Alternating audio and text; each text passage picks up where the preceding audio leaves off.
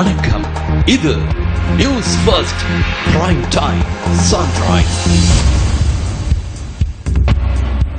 வணக்கம். நீங்கள் இணைந்திருப்பது இலங்கையின் முதற்தர செய்தி வழங்குனர் நியூஸ் ஃபர்ஸ்டின் காலை நேர பிரதான செய்திகளுடன் உங்களுடன் இணைந்து கொள்ளும் நான் கௌதமி நந்தபாலா. முதலில் தலைப்புச் செய்திகள். அனைத்து பிள்ளைகளுக்கும் கல்வி என்பது போல் அனைத்து ஆசிரியர்களுக்கும் பயிற்சி வழங்கப்படும் என பிரதமர் தெரிவிப்பு. அரசு சேவையாளர்கள் 280 பேருக்கு எதிராக ஒழுக்காற்று விசாரணை நடத்தப்படுவதாக அரசு சேவைகள் ஆணைக்குழு தெரிவிப்பு. பலாங்கொடை ரஜவக்க பகுதியில் கூறிய ஆயுதத்தால் தாக்கி வர்த்தகர் ஒருவர் கொலை.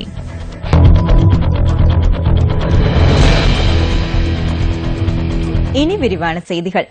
அனைத்து பிள்ளைகளுக்கும் கல்வி என்பது போல் அனைத்து ஆசிரியர்களுக்கும் பயிற்சி வழங்கப்படும் என பிரதமர் ரணில் விக்ரமசிங்க தெரிவித்துள்ளார். நேற்று கொழும்பில் இடம்பெற்ற நிகழ்வொன்றில் கலந்து கொண்டு உரையாற்றும் போதே பிரதமர் ரணில் விக்ரமசிங்க மேற்கண்டவாறு தெரிவித்தார். மத்திய கொழும்பு ஹமீத் அல் ஹுசைன் கல்லூரியில் பரிசளிப்பு விழாவிற்கு பிரதமர் உட்பட பலர் கலந்து கொண்டமை குறிப்பிடத்தக்கது. அரசு சேவையாளர்கள் 280 பேருக்கு எதிராக ஒழுக்காற்று விசாரணை நடத்தப்படுவதாக அரசு சேவைகள் ஆணைக்குழு தெரிவித்துள்ளது. நிர்வாக உத்தியோகஸ்தர்கள், வைத்தியர்கள் உள்ளிட்ட அலுவலக பணியாளர்களும் அடங்குவதாக அரசு சேவை ஆணைக்குழுவின் செயலாளர் காமினி செனவிரத்ன தெரிவித்துள்ளார்.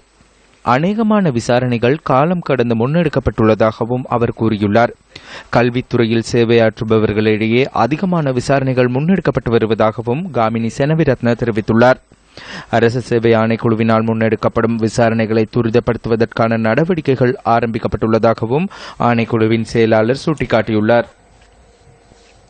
திருகோணமலை சேருவில பகுதியில் முன்னெடுக்கப்பட்ட அகழ்வின் போது கருங்கற்களால் செய்யப்பட்ட கல்லறை காணப்படும் 2 பிரதேசங்கள் கண்டுபிடிக்கப்பட்டுள்ளன. தொல்பொருள் திணைக்களத்தின் ஆய்வுகள் மற்றும் ஆவண காப்பக பிரிவால் முன்னெடுக்கப்பட்ட அகழ்வின் போது கருங்கற்களால் செய்யப்பட்ட கல்லறைகள் கண்டுபிடிக்கப்பட்டுள்ளன. இன்றைக்கு 3000 தொடக்கம் 6000 வரையான ஆண்டுகளுக்கு முற்பட்ட காலப்பகுதியில் வாழ்ந்த மனிதர்கள் இறந்த உறவினர்களை பாரிய கருங்கற்களினால் செய்யப்பட்ட கல்லறைகளில் அடக்கம் செய்துள்ளனர். 2 ஏக்கர்கள் கொண்ட குறித்த பிரதேசத்தில் இதுவரை 15 கல்லறைகள் கண்டுபிடிக்கப்பட்டுள்ளன. நாட்டின் வரலாறு ஆரம்பிப்பதற்கு முற்பட்ட காலப்பகுதியில் இந்த கல்லறைகள் உருவாக்கப்பட்டுள்ளதாகவும் அந்த காலத்தில் வாழ்ந்த மனிதர்களும் இறந்தவர்களுக்கான இறுதி கிரியைகளை நடத்தியுள்ளமையும் கண்டுபிடிக்கப்பட்டுள்ளது. இந்த மயானம் காணப்படும் பகுதியை தொல்பொருள் வனப்பகுதியாக அறிவிப்பதற்கான வர்த்தமான அறிவித்தலை வெளியிடுவதற்கு நடவடிக்கை எடுக்கப்பட்டுள்ளதாக தொல்பொருள் திணைக்களம் தெரிவித்துள்ளது. பலாங்கொட ரஜவக்க பகுதியில் கூறிய ஆயுதத்தால் தாக்கி வர்த்தகர் ஒருவர் கொலை செய்யப்பட்டுள்ளார். மோட்டார் சைக்கிளில் வர்த்தகர் தனது வீட்டுக்கு சென்று கொண்டிருந்த போது இடைமறித்து காட்டுப்பகுதிக்குள் அழைத்து செல்லப்பட்டு கொலை செய்யப்பட்டுள்ளதாக போலீசார் குறிப்பிட்டுள்ளனர். 33 வயதான வர்த்தகர் ஒருவரை கொலை செய்யப்பட்டுள்ளார். கொலை செய்யப்பட்டதன் பின்னர் சடலத்திற்கு தீ மூட்டப்பட்டுள்ளதாகவும் போலீசார் தெரிவித்துள்ளனர்.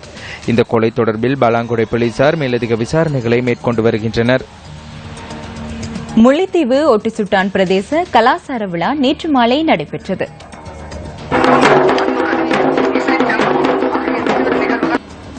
பண்பாட்டு பேரணியுடன் ஆரம்பிக்கப்பட்ட இந்த கலாசார விழாவில் பாரம்பரிய கலைகளான கோலாட்டம், கும்மி ஆகியன இடம்பெற்றன. இந்த நிகழ்வு ஒட்டுச்சுட்டான் பிரதேச செயலக மாநாட்டு மண்டபத்தில் நடைபெற்றது.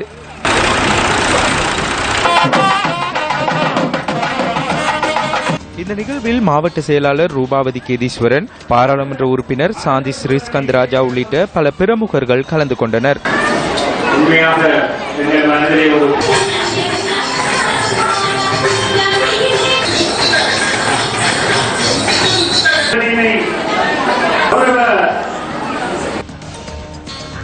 இலங்கையின் மிக நீளமான ரயில் சுரங்கம் ஹட்டன் சிங்கமலை சுரங்கம் தொடர்பிலான தொகுப்பு அடுத்து.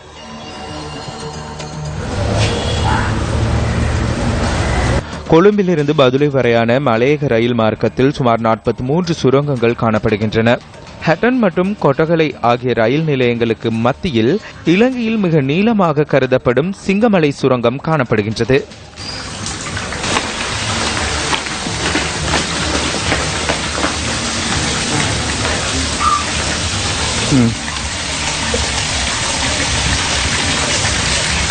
இந்த சுரங்கமானது 559.75 மீட்டர் என்பது குறிப்பிடத்தக்கது.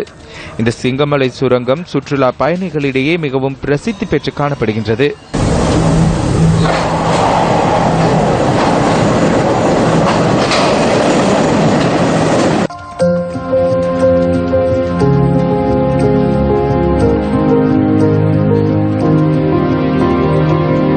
குரலற்ற மக்களின் குரலாய் குரல் கொடுக்கும் மக்கள் சக்தி. மக்கள் சக்தி மக்கள் அணியின் பொதுச்சபை கூட்டம் உங்கள் கிராமத்திலும்.